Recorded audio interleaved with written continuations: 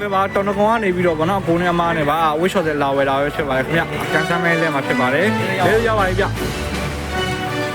ကံကောင်းပါစေခင်ဗျာတဲ့အားသာပါပါသေးအိုးတော့တောင်းပါခင်ဗျာနော်တောင်းကန်ထူပါပါခင်ဗျာ